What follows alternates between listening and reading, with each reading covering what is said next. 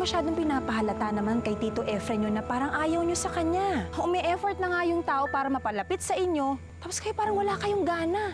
Bigyan nyo naman siya ng tsansa. Mami, you don't understand. Ako hindi nyo naiintindihan. Iniisip ko yung kapakanan ninyo. Yun ang hindi ginagawa ng daddy ninyo. Alam kong kasabot ka ng demonyo mong amo, pero hindi niyo ako mapipigilan. Kaya ilabas niyo na ang mga bata dahil alam kong tinatago niyo sila dito. Kung umamin ka na lang kaya, mas mabuti nang unahan mo si Froilan kaysa mabuking ka pa niya, di ba? Kung mahal ka niya, maiintindihan naman niya eh. Matatanggap niya na ginawa mo lang yun kasi mahal mo rin siya. Mag-stuck na tayo dito. Hindi na naman tayo makakaalis. Wala nang tutulong sa atin. Kahit palaligtas si Kuya Rigor, hindi na rin tayo maliligtas eh. Ano ba naman yan? Nag-iisa lang si Rigor, natakasan pa kayo? Ang tatanga naman ng mga bata mo! Libay, ikaw ang gusto kong personal na magbantay doon sa mga bata. Ikaw ang magiging amo nila. Papahirapan ko po ba? Kung anong gusto mong gawin sa kanila, basta siguraduhin mo lang hindi malalaman ni Olivia.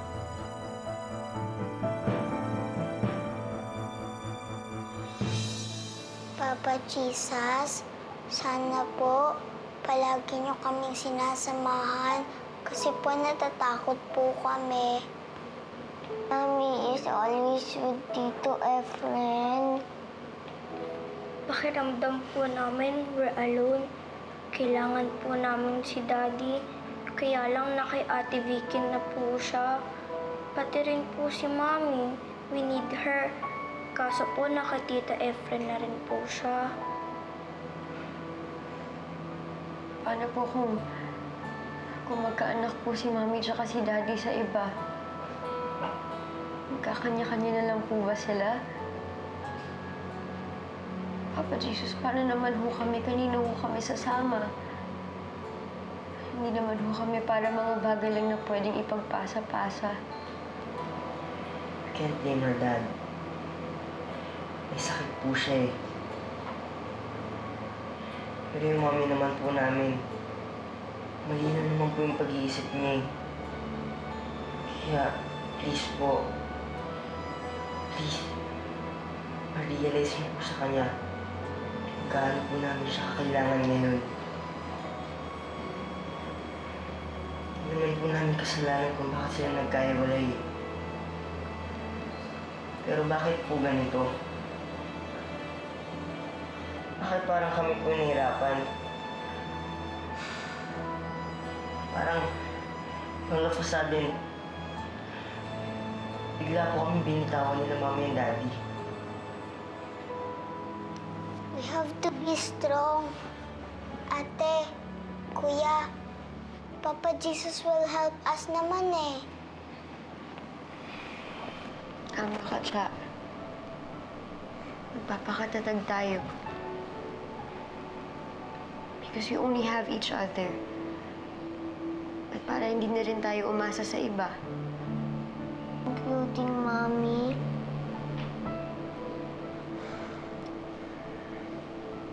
Hindi naman sa ganun, Mickey. Pero... it's like pabigat lang kasi tayo kay Mommy eh. We love Mommy, di ba? So we should accept her decisions. Kung gusto ni Mommy na nakasama si Tito Efren kaysa sa atin tsaka kay Daddy, we should accept that. We should let Mommy be. Because we love her.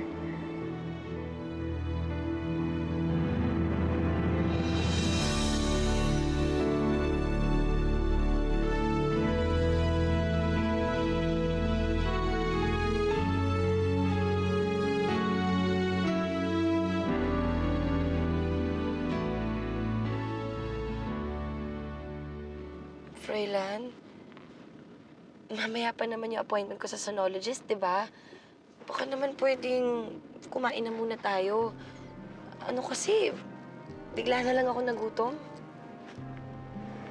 Hindi, kakain ka na naman eh. Kakakain lang natin ng breakfast kanina bago tayo muna sa bahay.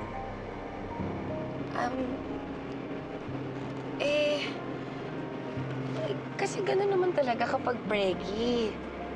Siyempre, dalawa na kami ni Baby ang kumakain ngayon, kaya madalas ako magutom. Sige na, please. Kain na muna tayo.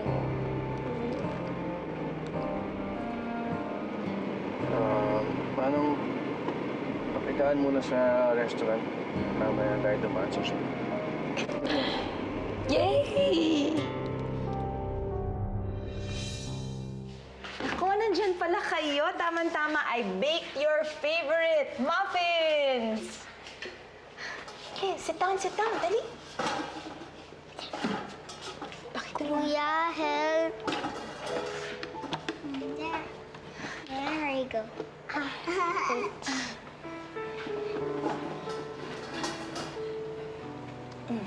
Sige na, get some. Oh. I love your muffins, Mommy. Naku, thank you, Mickey. Me too, Mommy. Alam niyo po ba, nang nawala kayo, everyday ko pong namimiss yung muffins niyo. Oh, thank you naman. Sige, ligyan na may juice dyan, oh. Sige, oh. Ito, napkins. Oh, ayan. Go ahead. Oh, kayo. Sige na, kuha kayo, oh.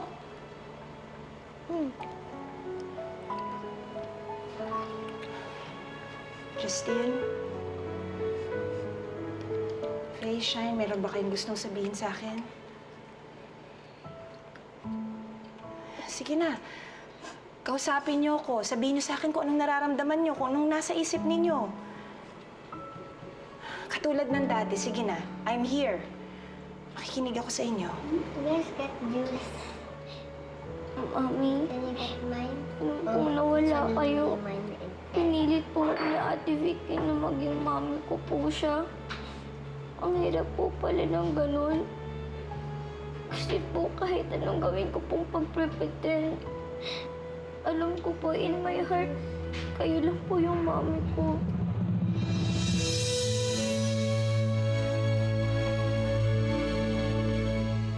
Mami, sinabi niyo po sa amin na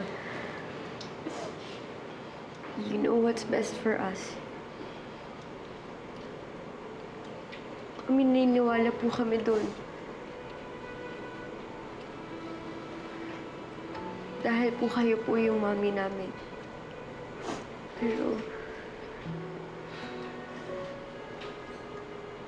Pero mami,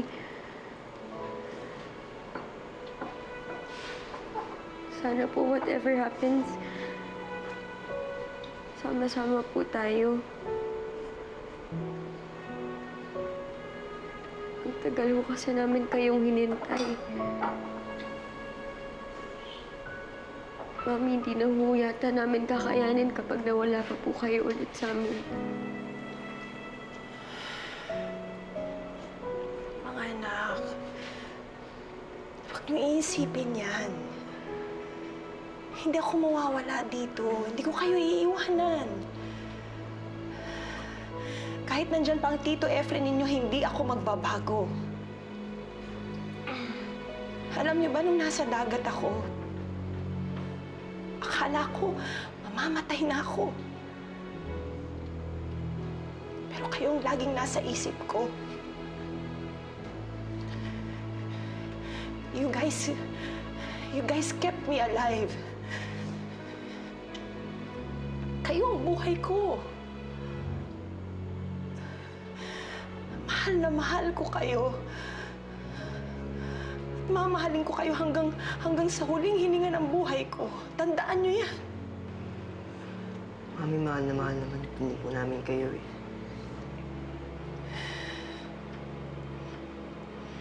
We understand that in life, we have to make difficult choices. Nangyari din po sa amin yun nung nasa streets kami. Kaya nga po, muntikan po kami magnakaw ni Faye.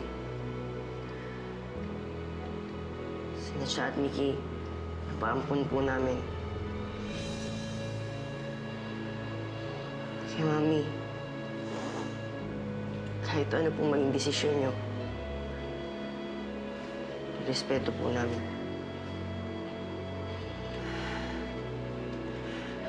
Anong ibig niyong sabihin? Mami, si Daddy po may sarili na siyang family. Siguro nga po dapat lang na maging fair kami sa inyo.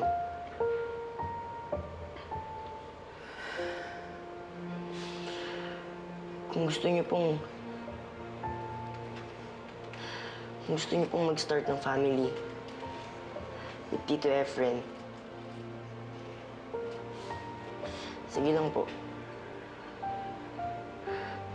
Mami, kasi kung yun naman po yung kisasaya niyo.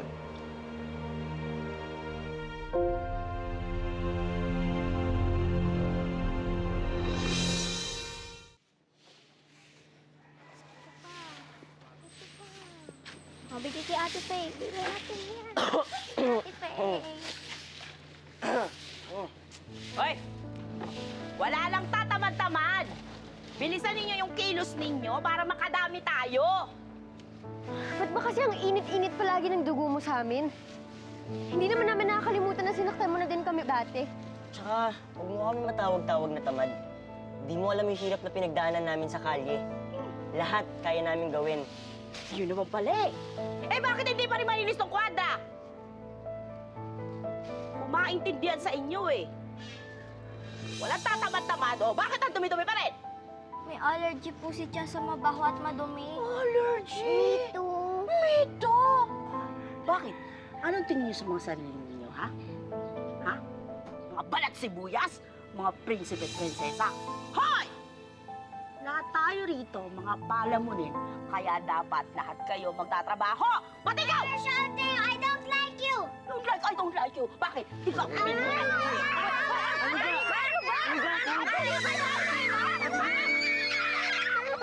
Ate Lipa, tigilan mo nga yung kapatid ko. Maglilinis kami ni Kuya Justin kung gusto mo. Pero huwag mo na sila idamay dito. Maliliit pa sila para magtrabaho. Pwede! Hindi pwede, ha?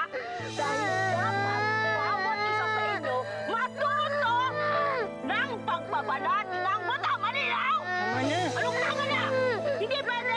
Iyak-iyakan niyo ako dito pagkatapos hindi niyo naman gagawin yung kami pinakagawa sa inyo? Tama na yan. Tama si Libay.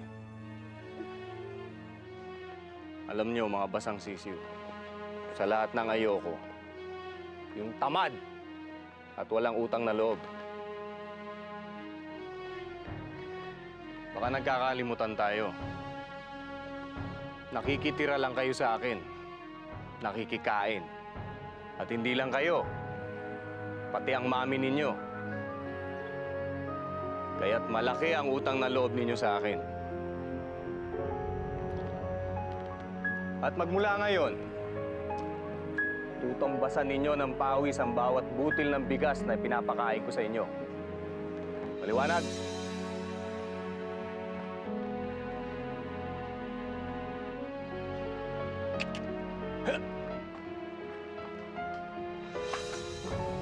Na, trabaho na! Tamad-tamad eh. Narinig ninyo, ha? Bawat butil ng bigas dapat palitan nyo. Kaya, yan! Linis! Simulan mo na! Linis! oh, walis oh! Oh, ayun oh! What? No. Hindi pwede. Negative! Negative pa rin! Leche! Ah! Buisit! Buisit! Buisit!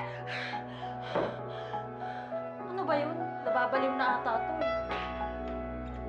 Hoy! Ikaw? Ha? Nababaliw na talaga ako! Dahil kapag malaman ng asawa ko na hindi ako buntis, hihiwalayan niya ako! At kapag hiniwalayan niya ako, hindi lang ako mababaliw! Papatay ako! Papatay ako! Naintindihan mo? Ah!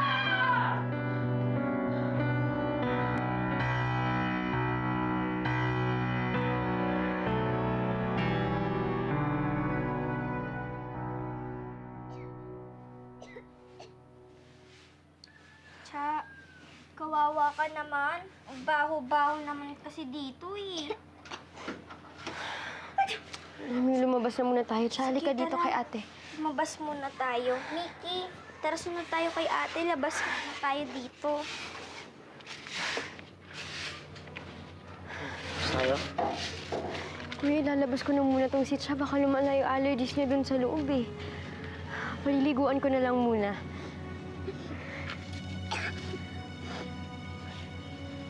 Sige, bahala na kung mapagalitan. Ano kayo ha? Teka lang. Paps! Saan kayo pupunta? Hindi kayo pwede umalis, di pa tapos trabaho niyo. Balik! Pasok sa loob! Please have pity on us. Mga pity on us! Anong talaga mo sa akin? Lumalaban ka? Ha? Eh, paano kaya kung kalmohin kita? Tingnan ko kung lumalaban ka ba? Ha? Bitawan mo ang anak ko! Bitawan mo sabi ang anak ko!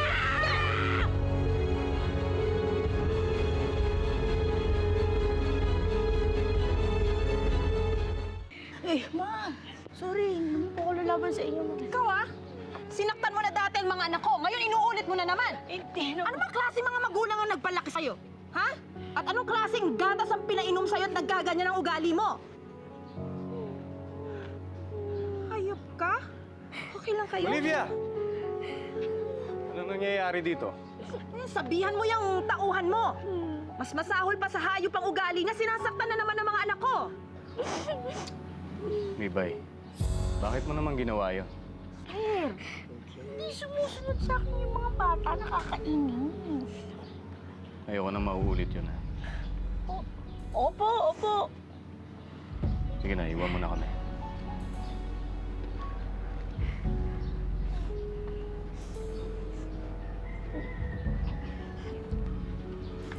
Mga bata,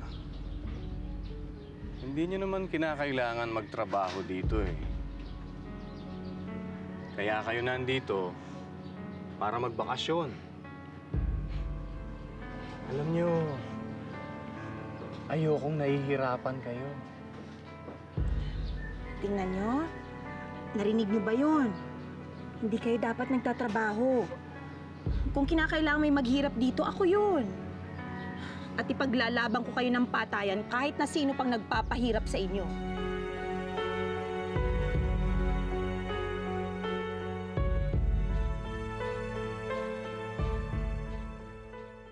Vicky! Ang tagal-tagal mo naman. Hindi pa ba tayo kakain? Lahat na ng gusto mo, sinunod ko na. Dinala kita sa favorite restaurant mo.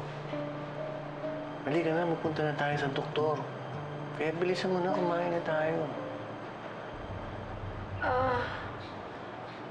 Nahihilo kasi ako, Froilan eh. Kailangan na natin pagpunta sa doktor, Vicky. Kailangan mo na magpa-check up, di ba? Halika na. Huwag niyo po may alalahanin. Walang-wala po din sa mga pinaghirapan namin sa kalye at sa sindikato.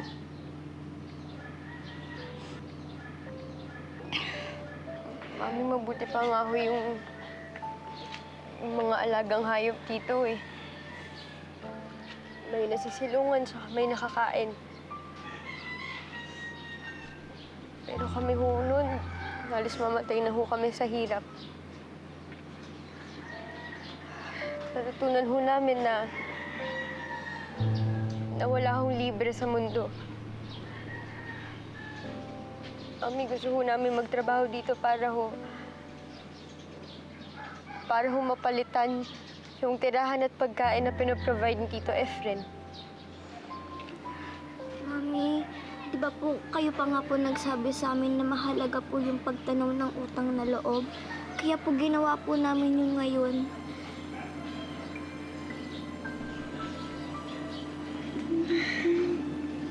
Sige, tama na yan. Nasaktan ba kayo, ha? Ha? Pasensya na. Okay lang po yun, Mami. Ikaw, hindi ka pa nasaktan, ha? Okay lang po yun. Ikaw, Mix.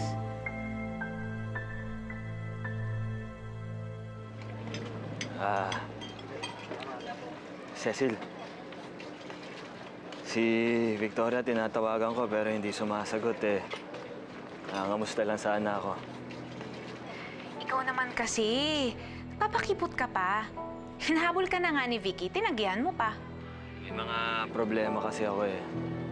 Hanggang ngayon, hindi ko pa rin nasusolusyonan. Kaya hindi ko maasikaso si Victoria. Nako, Rigor, kung alam mo lang, mas malaki ang problema ni Vicky ngayon. At ikaw lang sana makakatulong sa kanya. Ano bang problema niya? Nikki, try to sleep, ha? Pinainom na kita ng medicine. Ikaw, Cha, are you okay na? Yes, ate, don't worry na. Kawawa naman kayo. Nagkasakit kayo dahil nag-break pa tayo sa farm. Sorry Dapat si Kuya Justin na yung gumagawa ng ganyung mga work eh. Kayang-kaya ko naman yung mga ganun eh. Bale, next time, sasabihin ko kay Tito Efren na ako na lang yung gagawa ng trabaho niyo. Para hindi na kayo mahirapan.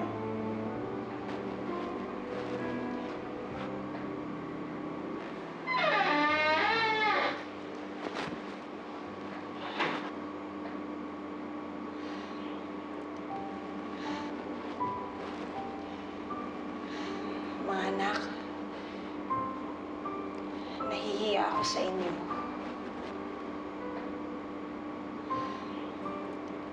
Nagsasakripisyo kayo para suportahan ang desisyon ko. Pero hindi ko man lang sinaalang-alang ang nararamdaman ninyo. I'm so sorry if I made you feel so alone.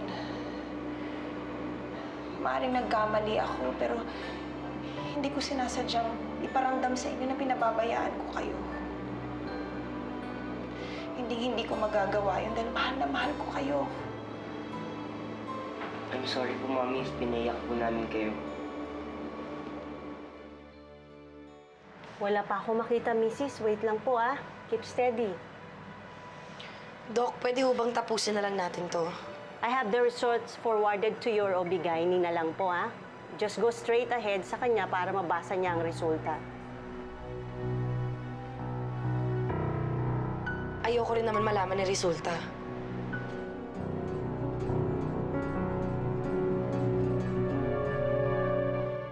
Alam niyo,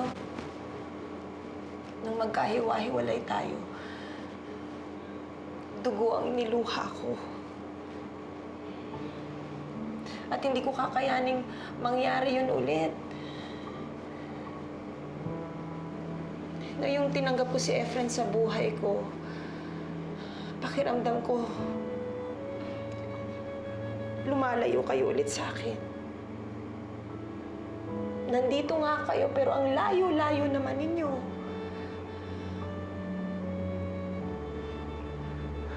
Mommy, we're sorry if you make you feel that way.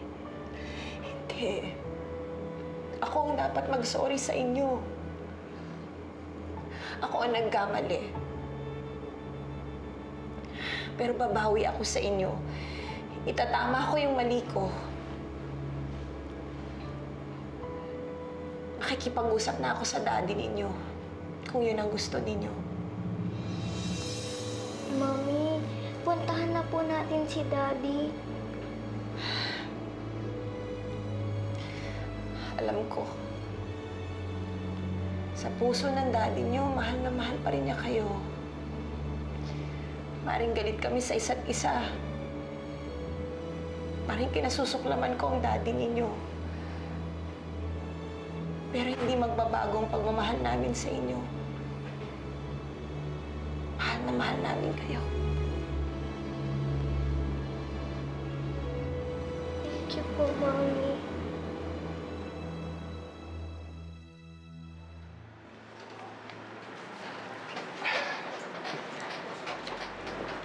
Doktora, ano po yung resulta? Excited na po kasi kami mag-asawa.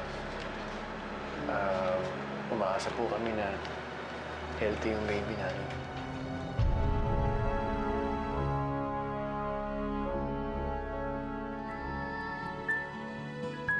Alam kong matagal kang naghintay. Kapakanan ng mga anak ko ang nakataya dito. Mahal ko sila. Kaya, kailangan nating maghiwalay.